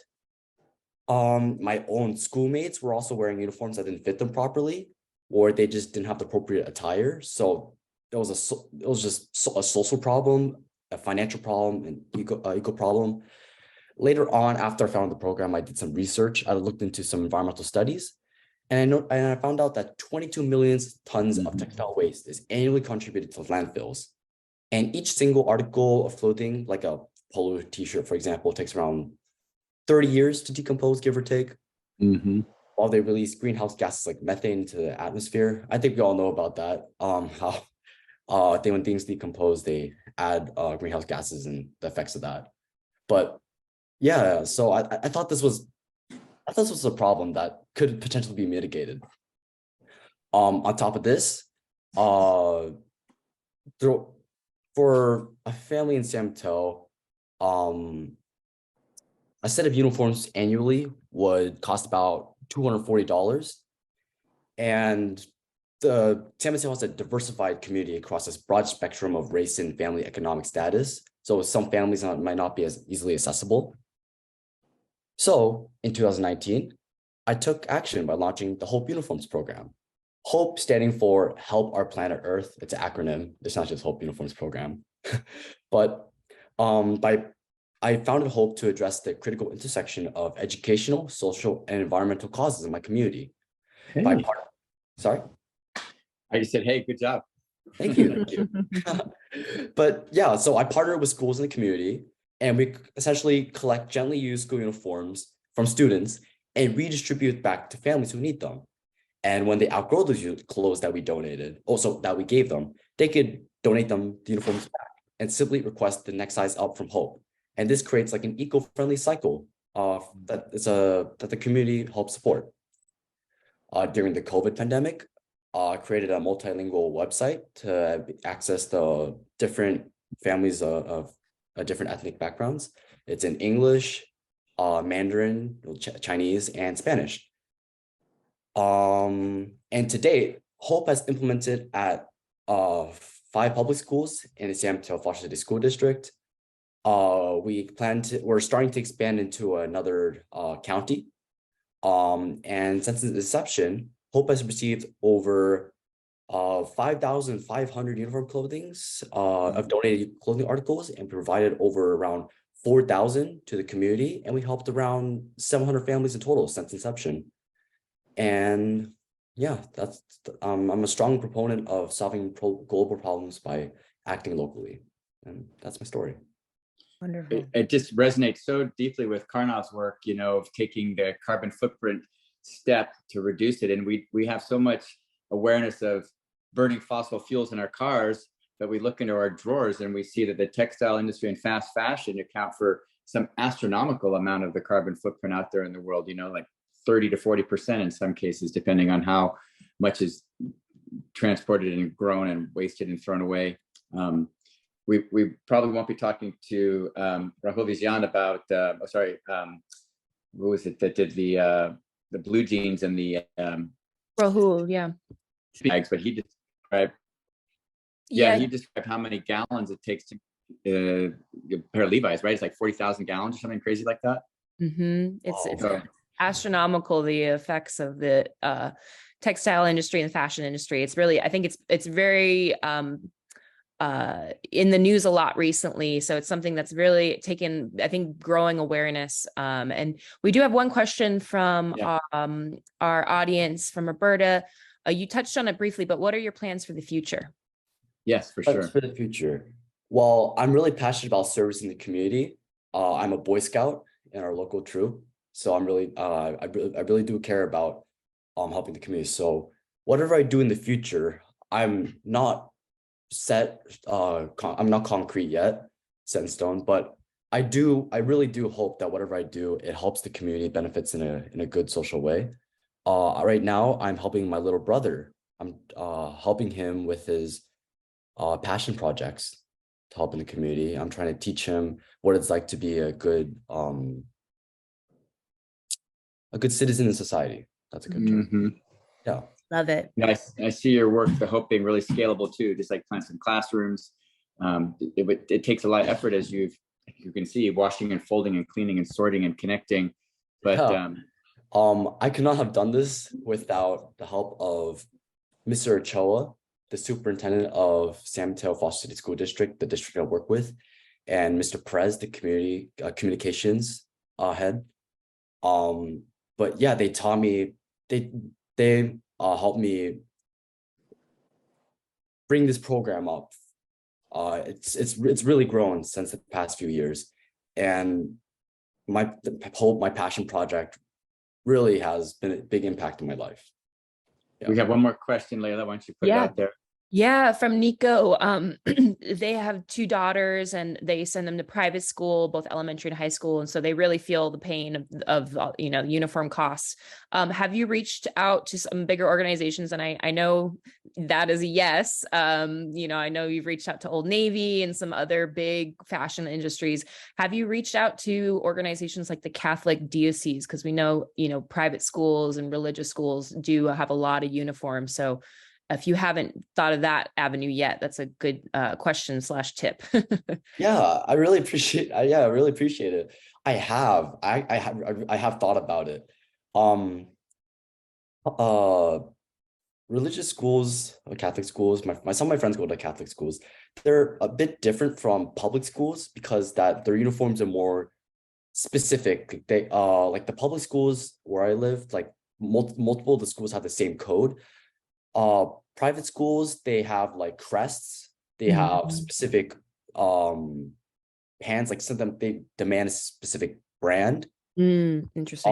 But if there aren't families, if there are any families who want to individually reach out, because some families I know in the community who don't attend to the schools that I service, but they still could use the uniform, so they reach out to me personally, and I'm happy to help. It's just that some of the schools are just a little too specific, and that's all right. That's all right.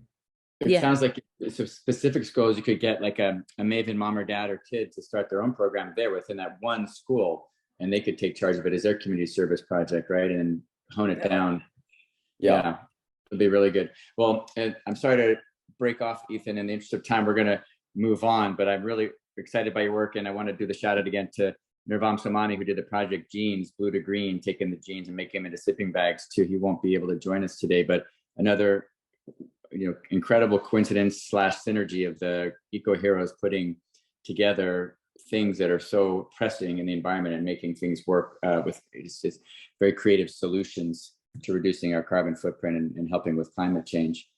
We have now Sadvika Iyer, who I just think everybody's been so well spoken and enthusiastic, and I was so taken with your video, Sadvika, with your smile. It just really got me going. Plus, I live in a family of vegetarians. I am an omnivore, and I can relate to the difficulty you experience with plant-based nutrition and waste management.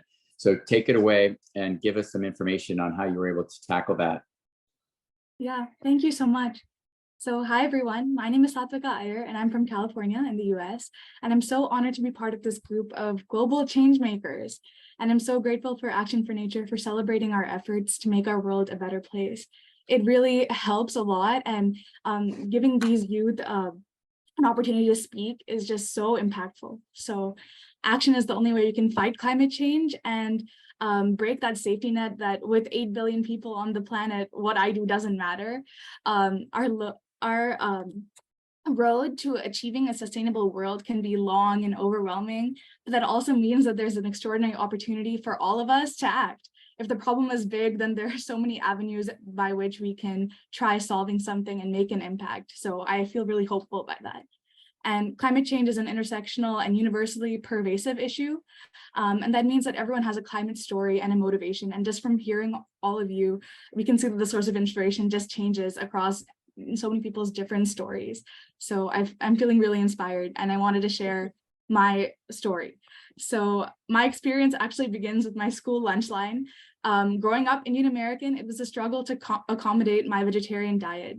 Something as small as not having something to eat at school was my first indicator of a greater issue. When volunteering at my county's COVID nutrition distributions, I saw that processed and meat-centric food couldn't serve those who needed it the most. So I connected these families to a local farm that produces fresh produce called Vegilution. And it was an unlikely connection, and the partnership was able to serve over 600 families and improved on the insufficient options that I had experienced myself at school. At my But this issue followed me. At my majority Asian high school, we still serve cheeseburgers and beef tacos daily. But I started to wonder, like, why was this happening? As I researched, I found that the subsidies in the US government towards factory farming, an extremely inefficient process for agriculture, had trickled down into our school meals in the form of our beef tacos and corn dogs. And in terms of waste management, our first step in terms of the EPA's waste management is always creating a new choice. So I decided to create a choice and inclusivity where there wasn't any before. So starting with my high school, I worked closely with my nutrition service directors to create a climate-friendly and culturally relevant menu with items like chana masala and edamame fried rice served at my Asian high school for the first time. As I expanded the menu options to my school district, I focused in on my state and federal policy and spearheaded a lobbying committee with Friends of the Earth, an international organization, for the Healthy Future Students in Earth Act, which advocated for locally sourced, freshly cooked, and plant-based options nationwide. I had a unique opportunity to speak and lobby to senators about my story and that received millions of dollars in funding from the dairy industry about why those dairy-based alternatives were not effective and non-inclusive. I took my story to the White House Conference on Hunger, Nutrition, and Health, and it was clear that our nation's systems needed similar rethinking.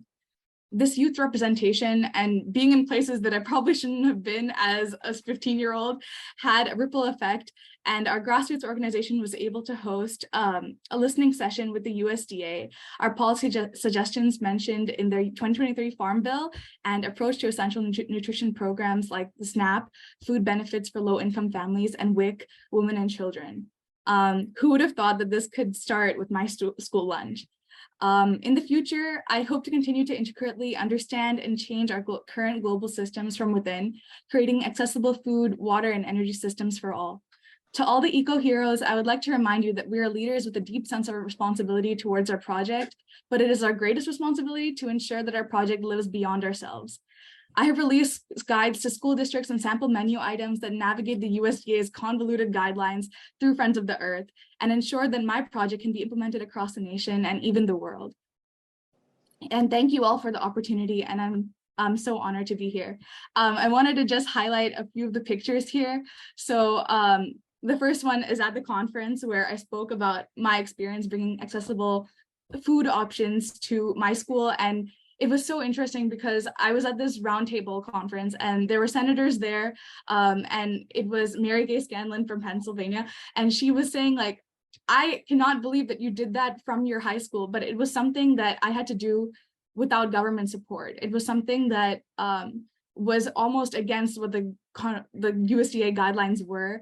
And it was clear that we just need to rethink a little bit and you can make a big difference. So my school has served over 5,000 meals. On the bottom, that's my plant-based pit stop at my cafeteria. And we have it at, and on the right is our first like vegan menu, the flyer that we made. And over there is like all the educational material at the school district, and that's me with Representative McGovern.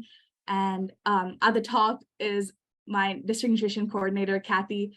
I serve as a lunch lady every day at the plant-based pit stop. So I've made a lot of different connections through that, and it's just been such an amazing experience. And yeah, I've made so many new friends. So thank you so much. You are hitting a watershed moment in time where we're trying to understand the pitfalls of the meat-based factory farm system and how many thousands of gallons of water and metric tons of CO2 it costs, and the lack of grassland and all the issues with treating the animals poorly. And then, you know, your plant-based pit stop is incredible. I mean, and I'm going to say that your sign is so just approachable. Asian salad with edamame. I'm sure a lot of kids would be like, what is edamame? You know, they would never even have known that. So you're on the road. Plus, like I said, there's so much going on in our society now with this idea. And I don't really want to get into it, but what do you think about the meat alternatives helping or hindering your program? Because that's now being a big moneymaker out there too, with all the different possibilities. So meat alternatives, especially lab-grown meat, is very energy-intensive process, right? So it would only be like net sustainable if you were running it on renewable energy. It's sort of like the electric car, right? But it's something that we like as a whole, when we need to shift away from this factory farm meat as a process, like lab-grown meat would be so much more accessible to a lot of people who would say, oh, I'll never give up meat. This is a much more sustainable alternative, and it's something that I think would help. And having more like a market shift towards like something that's an alternative is always better in my book. So just divesting from factory farming, that would be the big thing. And I will tell you, there's probably quite a few carnivores that would enjoy your vegan menu. And, David Suzuki, a famous conservationist for Canada, said, just have meatless Mondays, because, in his country, they were eating meat every single day. It was going to make a tremendous help, even though he thought, no, one day won't make a difference. But like you said, they're serving meat tacos and burgers every single day.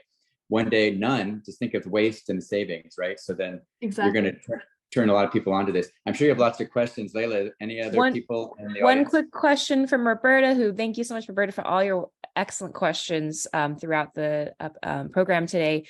Do you plan to help other high schools to start a program like yours? Yes, of course. So I've started off with my local high schools, like in my area, the 2 others, and we also have it throughout our school district already. So basically working with my school district nutrition advisors on the menu plans that I had created, and Friends of the Earth made those all publicly available. So it's great for people to just get started with that. But I would say if you want to get started, just talk to your admin, get involved, and you can see where that takes you. So I would say just try and see for the response. Yeah. Great tip. Thank you so much. And I think it also speaks to getting fresh fruit and vegetables that taste good, right? Instead of like the carrots that sometimes taste good and sometimes taste just like little pieces of orange fiber because they're just rolled around and transported so far. So if kids got, delicious hydroponic strawberries at their school, or things that were closer grown, that would make a big difference too. But, a bean burger, that looks delicious. It's getting time for lunch. I know you guys are hungry right now, like me. But we're going to skip to the next person right now, Sadvika, and I want to thank you very much for all the incredible work you've done as well. We're in the home stretch right now, guys. Quick shout out, Rahul Vijan is not able to be here. He took the SAT today from Farm to Tray, but we're going to go straight up to Nitya Jaka, who's got TerraClue, another preventing food waste. So without further ado, why don't you go with TerraClue, Nitya? Hi everyone, my name is Nithya and I'm a current senior at the Illinois Math and Science Academy, which is a residential high school in the Chicago suburbs. And kind of similar to Satvika's story, I was working with my food service providers to bring more plant-based options to the menu, especially because it's a residential high school, so there's not really a backup option, and it can be really difficult for students to supplement their dietary needs when they don't have an option to get food from home and that kind of alternative. So as I was working with my food service providers to kind of make that change, I realized through meeting with them and hearing their story that they had also been facing another issue aside from the restrictive diets of some students, and that issue was relating to food supply and demand, and it made it kind of difficult for them to predict the amount of food necessary for each mealtime and etc. So that's why after doing some more research on the industry, I worked on ideating TerraClue, which is a website and sensor system that predicts the ethylene output levels of crops during climate-controlled transportation and storage. And then from that, it's able to change the conditions to account for making sure that the optimized amount of energy is used during the transportation process, and also that the ripeness of the crop when it's delivered is dependent on kind of the preferences of the retailer and their current stock of the supply. So ultimately, the end goal is to kind of connect all the stakeholders to ensure that the problem is solved on a more holistic scale. Talk about increasing efficiency. That is about as cool as it gets. Yes, how cool would it be to get this all for all the different shipments? This seems to be where we're going as a society, trying to help with just increased efficiency and increase targeting and bringing things where they're needed. Have you been met with interest by these different groups to save money on, like, say, getting rotten fruit somewhere and having to throw it away, or getting underripe fruit, not selling it? What I'm assuming that if this was streamlined properly, it would be a huge boom to the retailers. Yeah, for sure. I've been working and having meetings with a couple different logistics companies as well as retailers, and one of those companies has expressed some interest, and right now there are a couple like delays with creating the actual product. So that's what I'm working on right now, and also continuing to do more research, like you mentioned, with the actual retailers. Yeah, I could see there being a few little glitches in getting it started, but if you could literally tailor the ripeness level to correspond with the current supply to minimize waste, it would be tremendous. I mean, we get all the strawberries in and they may rot, or we get nothing in and it may be underripe. So I'm hoping this will become like a common household consideration, so that we see things ready to come in and out, with supply and demand being more tempered, with the supply being treated properly. So that's very, very, very good. Do we have any other questions for the Terra Clue, which, by the way, is a very catchy term that you've chosen for your project? Not at this time. I think we got to move on to our last presenter just for the sake of timing. I know we're going a little over our intended time, but just wanted to say amazing, amazing work, Nitya. It's very inspiring and something that, not a lot of people think about. So it's important to think about each facet of the food system and the transportation system, how our global food systems work and how we can improve that. So wonderful project. It's very inspiring. Very inspiring. And I'll say, being in Chicago, I'm sure you're getting stuff sent over there from here in California. So you're really hitting the nail on the head with what needs to be done for your community, and certainly many others.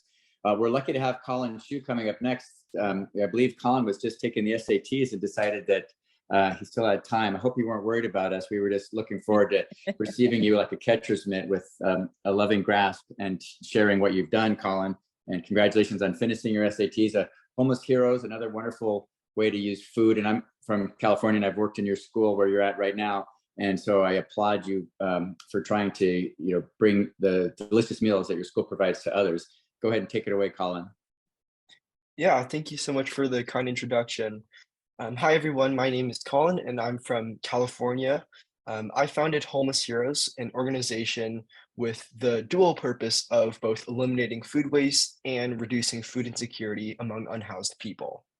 This intersectional mission of addressing environmental justice and social justice was inspired by the fact that 1.3 billion tons of unused food is discarded every year and contributes 8% of global greenhouse gas emissions. Yet paradoxically, 828 million people still face hunger worldwide, a number that is only increasing with global warming's detrimental impact on agricultural yields. I truly believe that if every community could address its disparities in food access, the environmental impacts would be transformative, and hundreds of millions of people everywhere across the world would live better lives.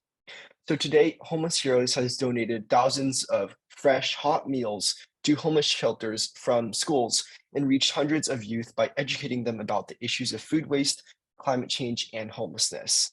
Homeless Heroes continues to expand to raise awareness for climate equity, food insecurity, and environmental justice.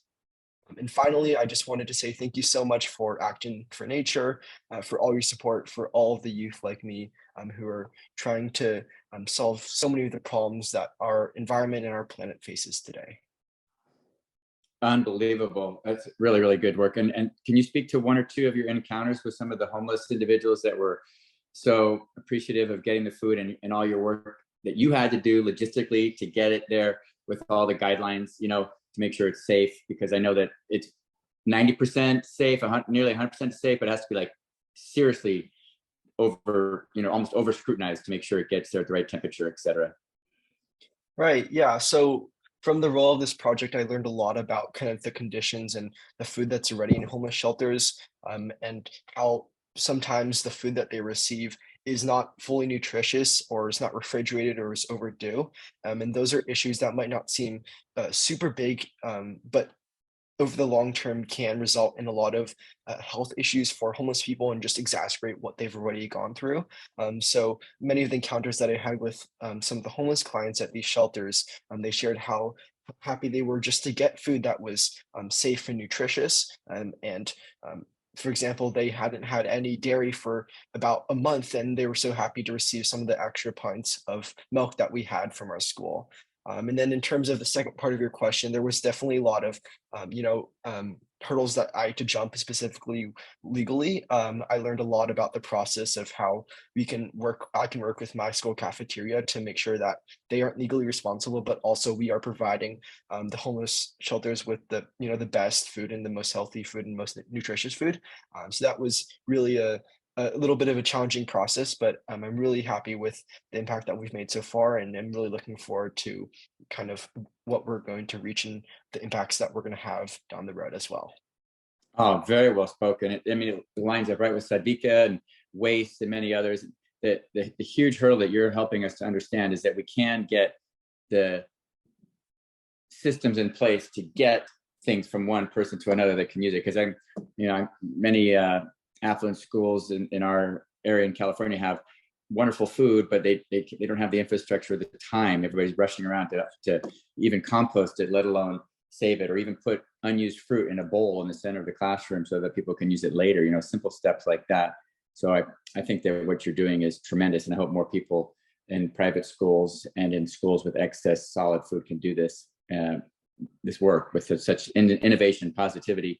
Any questions, Layla, before we want to wrap it up, because I know that everybody's been here for 2 hours on their bottoms. They want to get out. Yeah, we went a little over time, but we are just so happy that all of you could participate. We do have a closing statement from one of our board members that we're going to go ahead and do. I did want to go ahead and remind all of our Eco Heroes who have joined today about our Eco Hero Alumni Facebook group. If you have not joined already, please feel free.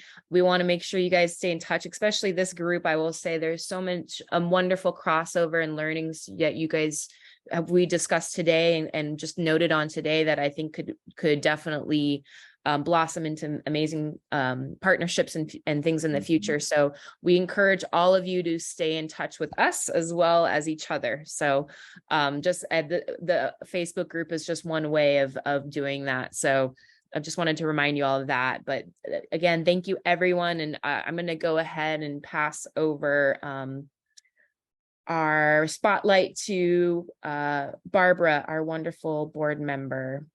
Yeah, thank you, Colin. Send you off to Thank more you good so much, things. Colin. Yeah, thank you, everyone. Really appreciate it. Hi, everybody. I'm Barbara Wine. I'm a board member of Action for Nature, and I'm also honored to be one of the judges. I am so inspired by your work. Every year, the applications come in, and during the few weeks that I am reading them and judging them, I am just so inspired by what you all do. So I want to thank you. I want to thank you for being here today, for not only inspiring us at Action for Nature, but by inspiring so many other people through your commitment, through your passion, through your work, your books, your videos, everything that you are doing to make this world a better place.